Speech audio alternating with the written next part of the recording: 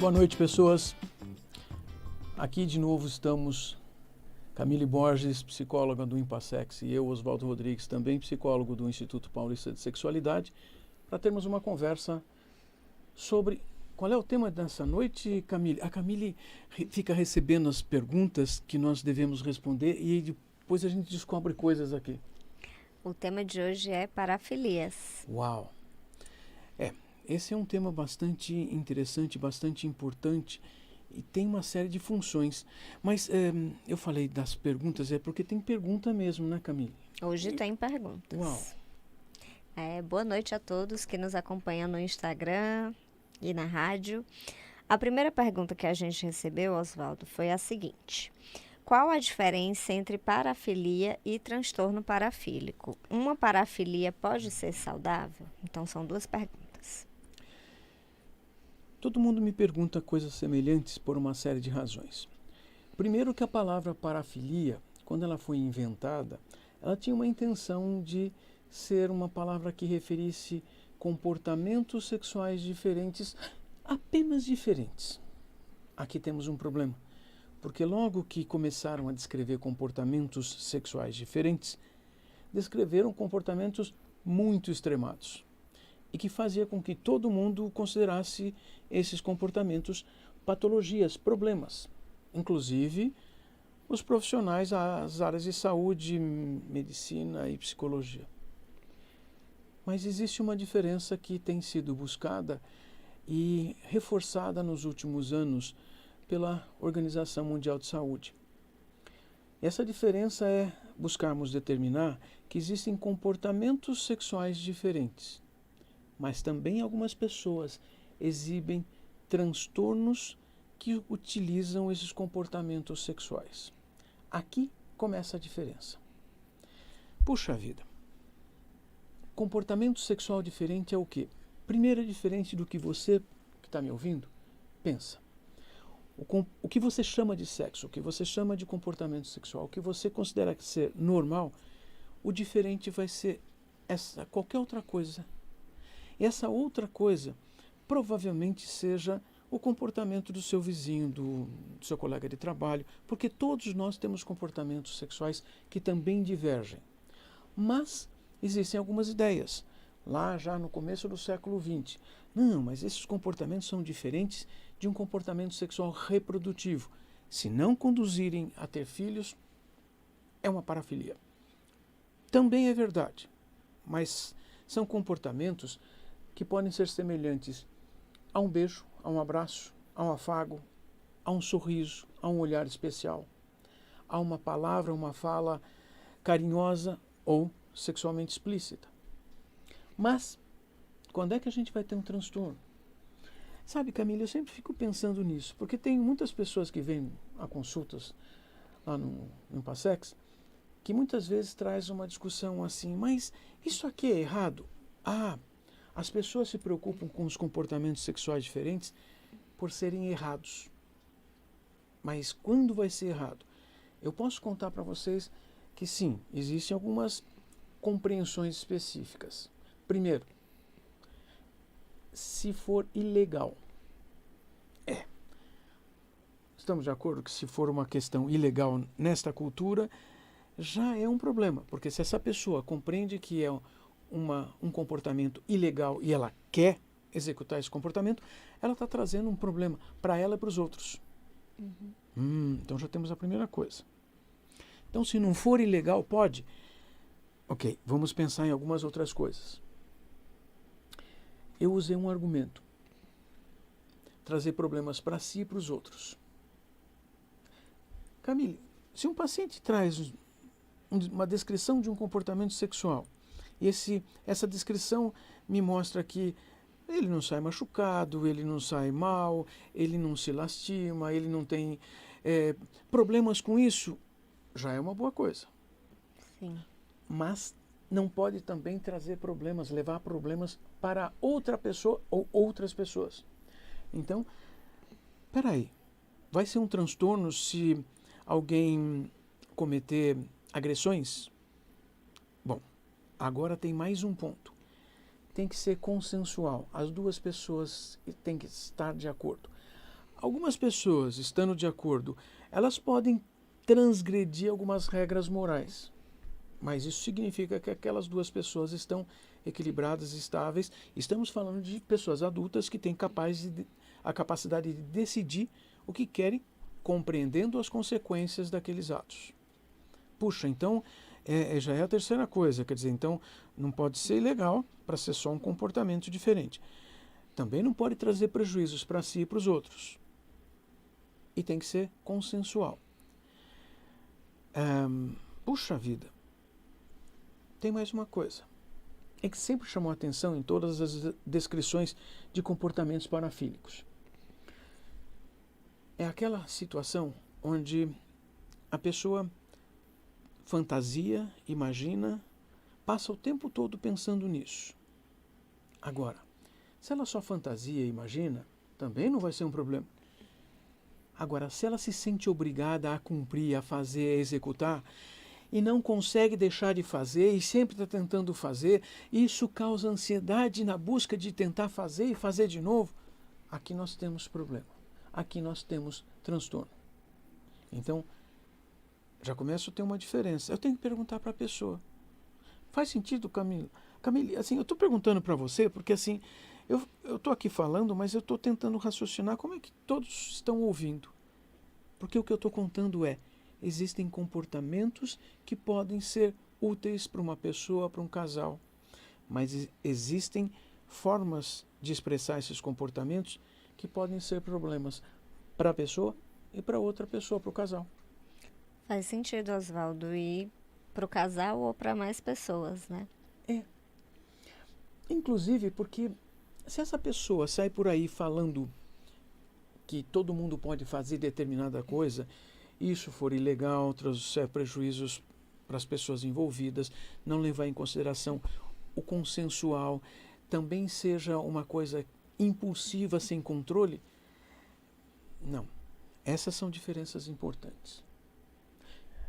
Sabe, Camila, complementando coisas que nós temos conversado nas últimas semanas aqui, e algumas pessoas têm percebido até com bastante ansiedade. Por exemplo, o uso de pornografia cai nessas discussões que eu estou contando aqui agora.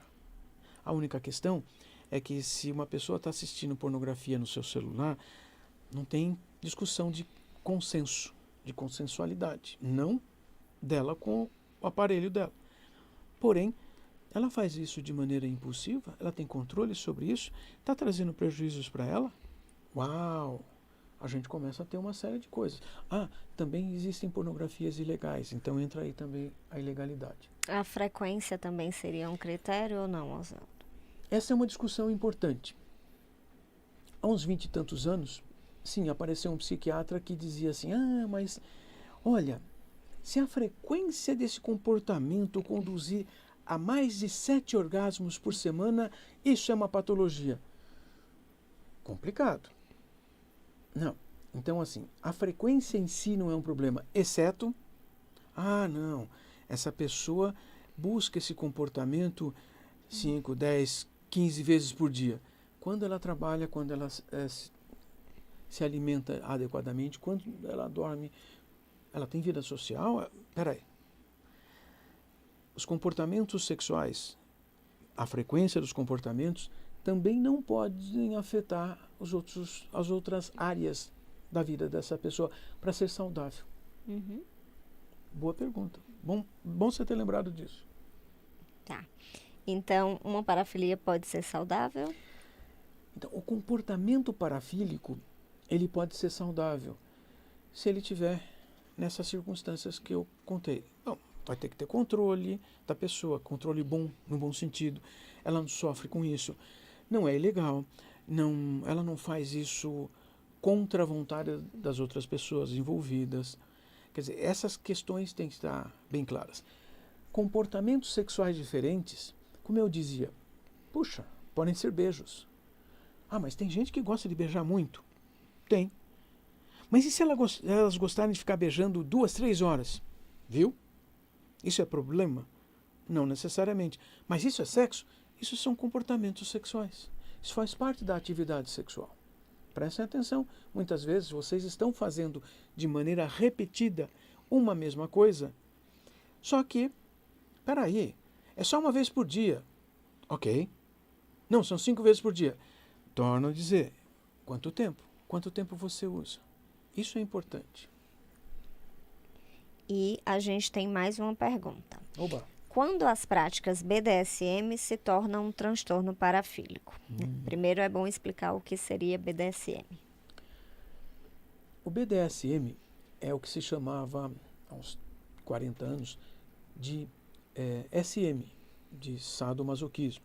Só que se associaram também algumas outras práticas que têm a ver com essa comunidade chamada de sadomasoquista, mas que inclui contenções físicas através de amarras, cordas ou outras formas de conter o corpo da pessoa, o bondagismo, e a questão de dominação e submissão. Então é o B de bondagismo, o D de dominação e o SM de sadomasoquismo. Que são essas práticas? Elas implicam em, genericamente, uma pessoa se sobrepor à outra, dando ordens, obrigando, só que elas podem ser consensuais. E essa é uma coisa interessante que me chama a atenção. Porque uma pessoa manda, a outra obedece. Parece uma reprodução do que a gente vive na nossa cultura em todas as circunstâncias. Tudo bem. Então, elas só aplicam isso ao sexo. Mas de que maneira? Algumas pessoas precisam de alguns comportamentos um pouco mais, vamos chamar, intensos. Por exemplo, um tapinha a mais com força, ou deixar uma marca roxa, ou arranhar a pele do outro com as unhas ou objetos. Pode ser até bater mesmo, desde que seja consensual. Podem usar chicotes, podem usar outras circunstâncias que podem causar dor. Então, é uma situação de troca onde um impõe e o outro recebe. Dor ou submissão, dor ou dominação. Mas quando é que vai ser um problema? Vamos repetir aquela circunstância. Olha, estão fazendo alguma coisa ilegal? Não, são duas pessoas adultas que têm uma coisa em comum, consensual. Já tiramos um problema. Ah, mas elas estão se machucando. Peraí, essas lesões são temporárias? São. E se não forem temporárias? E se eu levar um tapa e tiver um descolamento da retina? Ah, mas é temporário também. Mas aí nós temos algo que é uma lesão mais importante. Começa a ser... Ah, mas e se uma pessoa chicoteia a outra a ponto de tirar sangue? Ainda é uma lesão temporária. A maior parte desses grupos, eles têm algumas regras interessantes. Por exemplo, amarrar outra pessoa. Olha, a gente amarra, não mais que 30 minutos. Por quê? Porque senão a gente começa a diminuir a oxigenação naquela parte do corpo e aí nós podemos ter uma lesão permanente. Eles sabem fazer as coisas. Eles combinam e sabem quais são os limites e combinam os limites entre si. E se não combinarem um limite, a pessoa nem pergunta e simplesmente bate na outra e faz... Aqui nós temos uma situação de transtorno. Por que transtorno? Porque é ilegal, porque já é crime, porque já é agressão. Essa comunidade BDSM, a maior parte deles tem um orgulho de dizer que eles não usam violência, porque é consensual, é combinado, é organizado. Existe o cuidado entre eles. Isso me chama a atenção. Eles possuem também uma palavra de segurança, né, Oswaldo? A maior parte combina, faz um acordo de que, olha, se eu falar xícara de café do café com sexologia, opa, a gente para. Tá bom. Pode ser uma palavra, pode ser uma frase. Essas pessoas combinam coisas de maneira importante, de maneira muito séria, porque isso faz com que exista uma limitação real, positiva, e que mantenha a saúde das duas pessoas.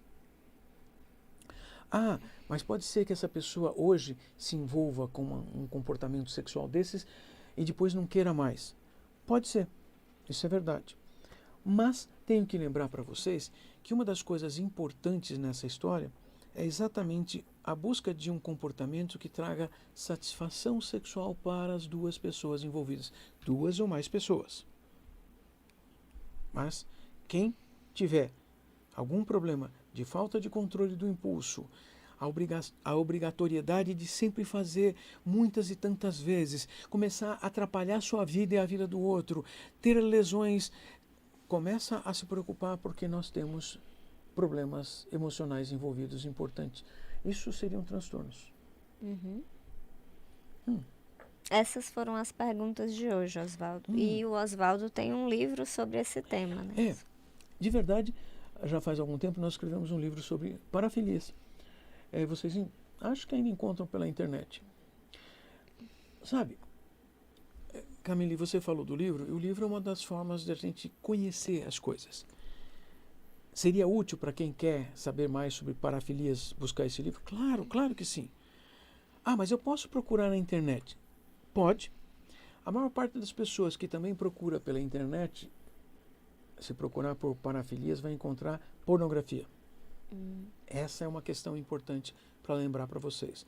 Nós estamos aqui falando de uma questão científica, séria, profissional, ou seja, quais são os comportamentos? Nós temos um monte de comportamentos. A Camille me trouxe essa pergunta sobre BDSM, mas nós podemos pensar em vários comportamentos que são parafílicos e não necessariamente são patologias. Por exemplo, pessoas... Lembro de uma pessoa que só gostava de mulheres que usavam óculos. Se não tivesse óculos, ele nem olhava. Mas assim a gente vai ter mulheres que só gostam de homens loiros, ou de olhos azuis, ou de pele mais escura, negros, ou qualquer forma de corpo, qualquer expressão, ou até mesmo podemos pensar assim, a roupa que o outro usa. Existem pessoas que só se excitam, ou mormente se excitam sexualmente, quando a outra pessoa está usando um tipo de uniforme. Pode ser uniforme de policial, de bombeiro, de enfermeira, de médico. Veja, então, essas são parafilias, são comportamentos parafílicos. E como comportamento parafílico é aquela coisa específica que diz assim, eu gosto muito disso. Se isso não for ilegal, ótimo. Se não atrapalhar a sua vida, nem a vida da outra pessoa, ótimo. Se você estiver fazendo isso com outra pessoa de maneira consensual, ótimo. Viram? Começamos por aí. Mas tem alguns comportamentos que na nossa cultura têm aparecido e são problemáticos. Então, mais associados à quebra de regras. Por exemplo, você que está me ouvindo, alguma vez esteve num ônibus lotado, num metrô lotado, num trem lotado e alguém começou a se esfregar em você?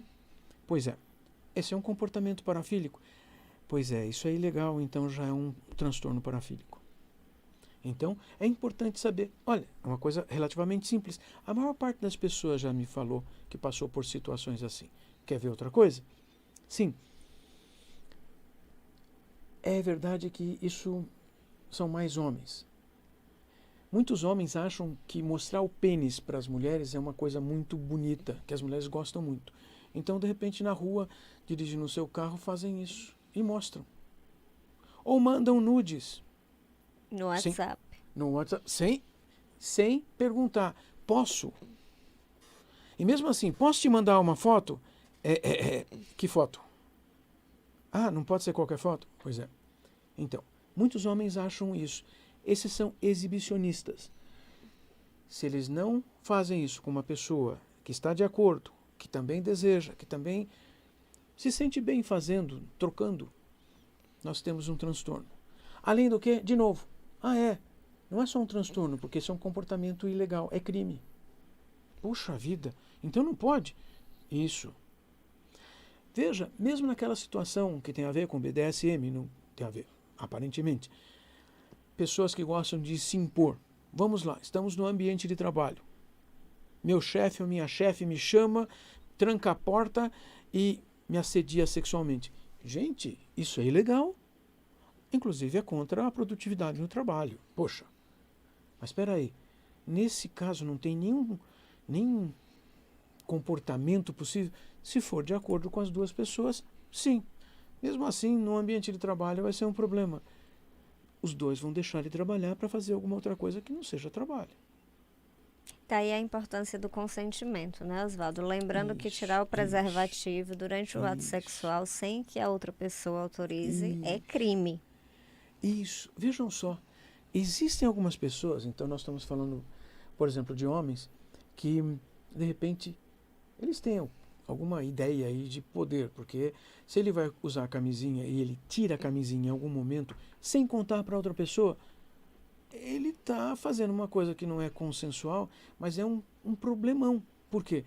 Pode produzir uma gravidez, pode haver uma transmissão de uma infecção sexual. Puxa vida! Então, essas não são situações saudáveis. Mas também a gente pode ter a outra situação, onde o casal fez sexo com camisinha, eles saíram uma vez aí, não sei o quê, e de repente essa mulher pega a camisinha, o esperma e se esfrega no genital. Epa, também tem isso. Ah, mas são as duas coisas. Sempre que não houver consenso, está errado, gente. Se não tem consenso, nós temos um grande problema. Mas, então vocês já notaram, nós podemos ter vários comportamentos que podem ser aparentemente normais e são um problema.